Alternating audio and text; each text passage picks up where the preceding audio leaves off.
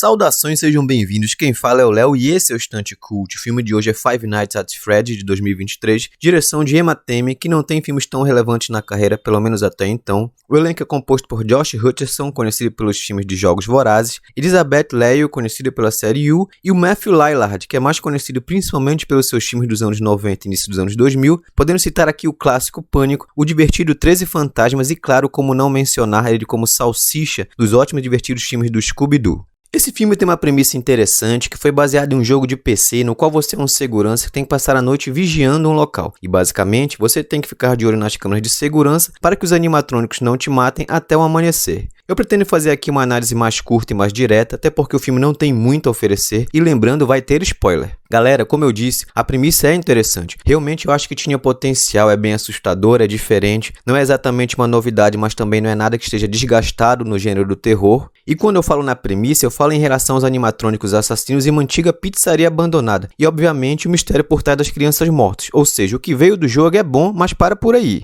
Porque entrando no desenvolvimento do roteiro para esse jogo virar um longa-metragem, o filme é totalmente perdido, clichê, muito mal desenvolvido, além de faltar o principal em filmes de terror, que são cenas de tensão e cenas de morte. O protagonista inicia o longa perdendo seu emprego e é estabelecido que a vida dele não tá nada boa, seja na parte financeira, seja por não parar nos empregos, ou seja por conta que ele tem que criar sozinha sua irmã. Somado a isso, ele é traumatizado pelo sequestro do seu irmão, que ele presenciou ainda quando criança, ademais tem a subtrama da tia que quer tomar a guarda da irmã dele. Correndo o risco de perder a guarda por estar desempregado, ele aceita o novo e péssimo emprego que aparece, sugerido na agência de empregos pelo personagem do Salsicha do Scooby-Doo. Então é apresentado o personagem principal, o problema pessoal do protagonista e a consequência desse problema que é aceitar esse péssimo emprego. Pronto, rapidamente se estabelece que ele vai trabalhar na loja de animatrônicos e você pensa, ótimo, o filme não perdeu tempo, vai para o que interessa, cenas de susto e perigo, mas não é o que acontece. Eu achei esse filme muito lento no desenvolvimento, principalmente em relação às cenas dos sonhos do protagonista, no qual ele tenta voltar nesse sonho propositalmente. O filme estabelece isso, pois o protagonista quer tentar ver quem era o sequestrador que está na memória dele em algum lugar, olha as ideias. Mas infelizmente, galera, apesar dessas cenas querer estabelecer o trauma do protagonista e ter um link lá na frente no desenrolar da trama, elas são chatas e pior, são frequentes e tomam muito tempo do filme.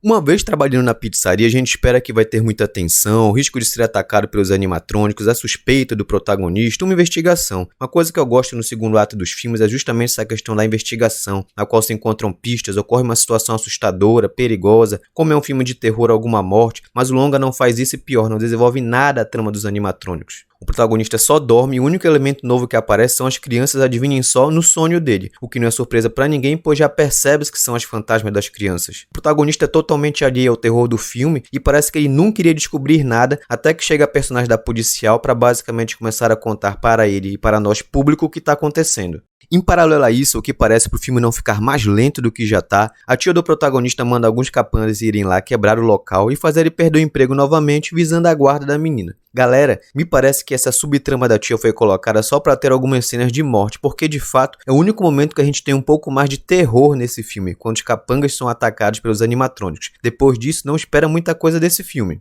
A personagem da policial, que é a professora enredo do filme, é chatíssima, sem graça, parece que ela não trabalha e fica com aquela viatura indo e voltando na pizzaria. Claro, apesar dela saber sobre os fantasmas das crianças, não justifica ela passar 24 horas lá, ela sai até pra caminhar com o protagonista. Fica meio mentiroso, forçado e com uma solução simples resolveria isso, por exemplo, dar outra profissão pra ela, mostrar que ela é uma vizinha moradora do prédio, algo do tipo. E a relação dela com o protagonista é bem sem sal. Por fim, eu tenho que dar ênfase no que mais me desapontou nesse filme. O roteiro e a diretora têm animatrônicos amaldiçoados que matam pessoas, mas simplesmente não utilizam isso. E sim, o longa cria uma ideia de que os fantasmas estavam se comunicando com a irmã do protagonista, porque querem mais uma criança para a gangue fantasma deles, todo esse blá blá blá. Mas o que a gente quer ver é o Fred e os amigos em ação, atacando os personagens, é o mínimo. E pior, apesar de já estarem desde o início pretendendo pegar a irmã do protagonista, em nenhum momento eles conseguem botar em prática isso. A garota só vai parar lá por pura coincidência, pois na subtrama da tia, ela manda os capangas irem quebrar o local e dentre eles está a babá da menina. Ela morre, não aparece para cuidar da garota e o protagonista tem que levar ela para o trabalho. Ignorando tudo isso, a gente pensa, agora vai, a menina foi dormir na pizzaria, vão atacar a menina, o irmão vai ter que entrar em confronto, a polícia vai aparecer. Nada. Gente, o que acontece é que a garota faz amizade com os animatrônicos, eles não fazem nada contra o protagonista e pior, chega a policial que também é amiguinha dos animatrônicos e inicia-se uma cena de brincadeira entre eles, montando forte, cena de diversão, musiquinha, o filme me perdeu aí.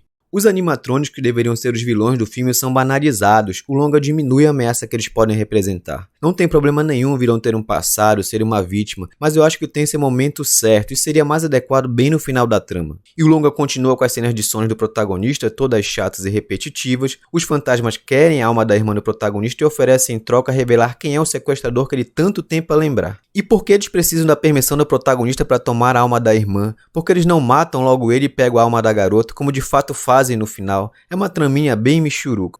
No final do longo, os roteiristas e ou a diretora, talvez achando que ia surpreender todo mundo ou ser extremamente criativos, revelam que o sequestrador do irmão menor do protagonista é o mesmo sequestrador das crianças nos animatrônicos, que é o pai da policial, que é o agente da agência de emprego que encaminhou o protagonista para a pizzaria, que é o salsicha do Scooby-Doo, pelo amor de Deus. E aí é óbvio que os animatrônicos vão se voltar contra ele. Aliás, uma cena de morte bem sem graça que também não mostra nada. E assim, eu entendo que a classificação etária desse filme foi baixa para atrair mais adolescente, que é o público do jogo, para fazer mais dinheiro e tá dando muito certo, pois o filme tá saindo muito bem nas bilheterias.